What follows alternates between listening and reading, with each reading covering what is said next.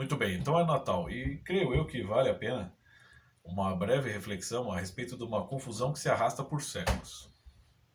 Quiçá essa confusão tenha a sua origem no período racionalista, né? No cartesianismo, período ali, início do Renascimento. Porém, né, para quem estuda um pouquinho, tem um mínimo de noção a respeito, certamente essa confusão já remonta a séculos anteriores a este. E essa confusão consiste, na realidade, em uma distinção. A distinção entre ciência e religião. Mas eu não sei se essa distinção realmente cabe. Claro, uma coisa são as tradições religiosas, outra coisa são as ciências.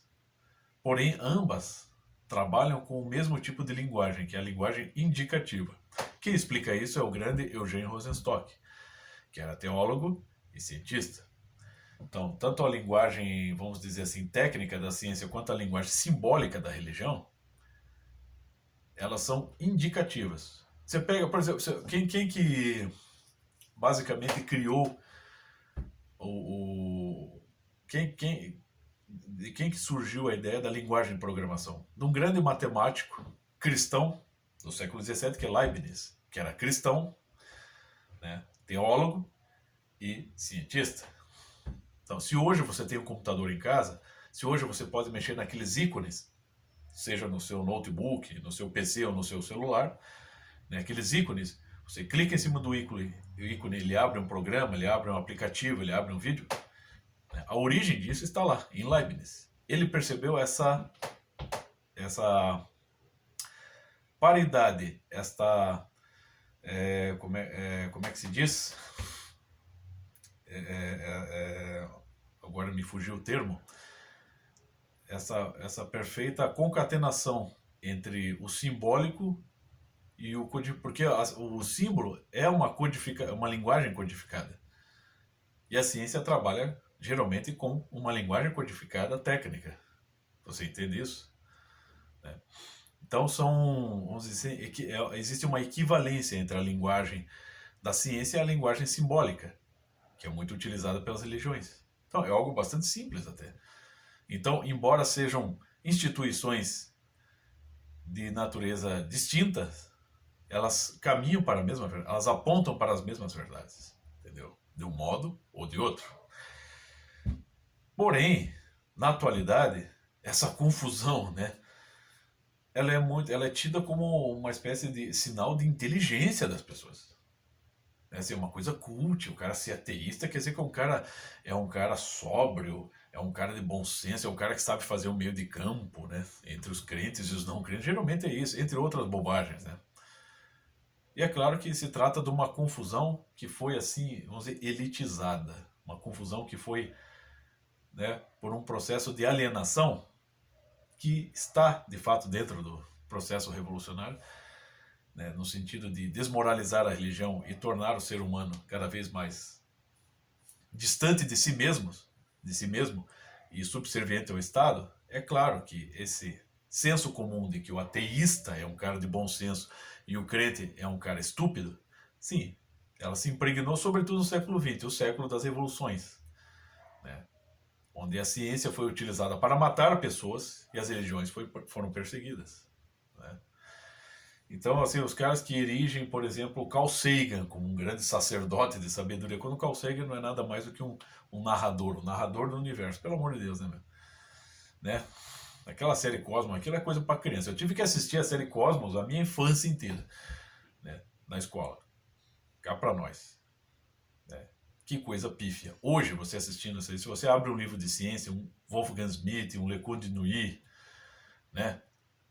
Por exemplo, pelo amor de Deus, aquele é piada, né?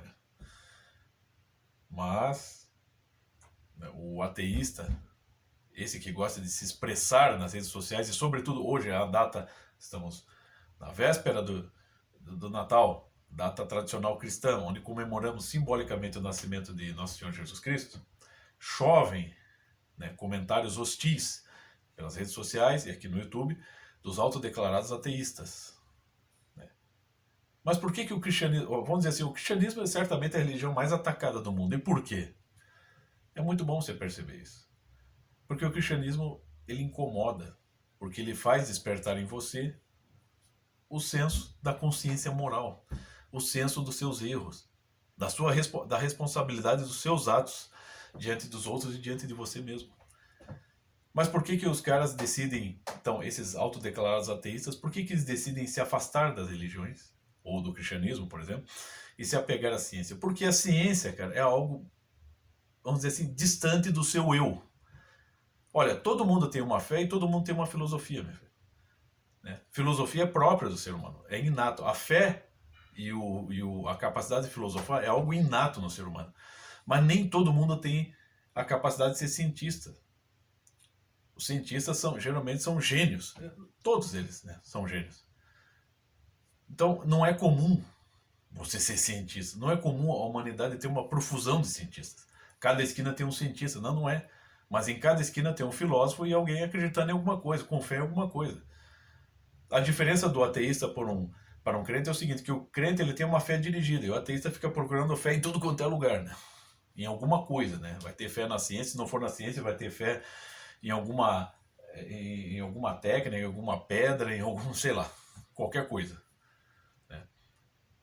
Então, a capacidade de ter fé e a capacidade de filosofar, ela é comum em todos os seres humanos. Mas a capacidade científica, a vocação científica não está em todos os seres humanos. Então, os autodeclarados ateístas, que não são gênios e nem cientistas, eles se apegam à ciência, por quê? Porque a ciência não cala fundo lá neles. Não está dizendo, ó, meu filho, você está fazendo errado. Então é algo, sabe, você tem um distanciamento, onde você pode disfarçar, né, vamos dizer assim, a sua burrice, a sua ignorância e a sua covardia, a covardia do autoconhecimento.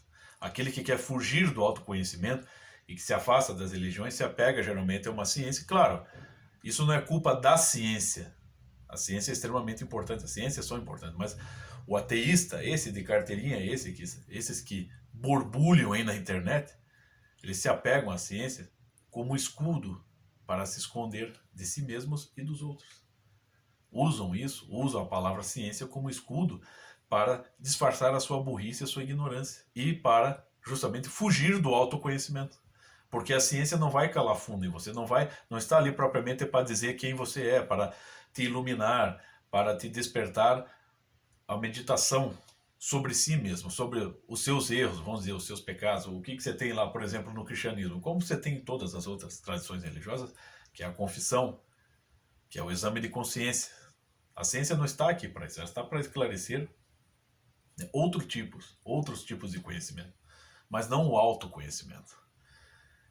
O autoconhecimento é próprio das ciências sagradas, da onde se originam as literaturas, as poesias. A linguagem técnica da ciência também. A ciência, primeiro surgiram as tradições religiosas e das tradições religiosas surgiram as ciências. Mas você não vai pegar um cara que entende, por exemplo, de química, entende de mecânica, de mecatrônica, né?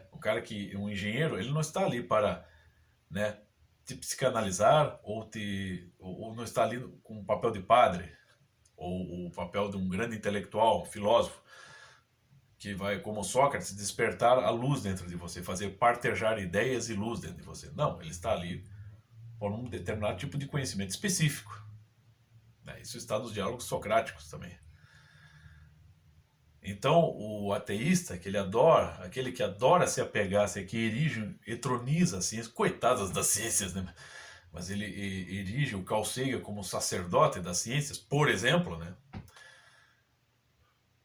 É justamente por isso, para manter-se distante de si mesmo e para parecer aos demais uma pessoa inteligente, uma pessoa esclarecida, quando na verdade está cada vez mais fugindo de si mesmo.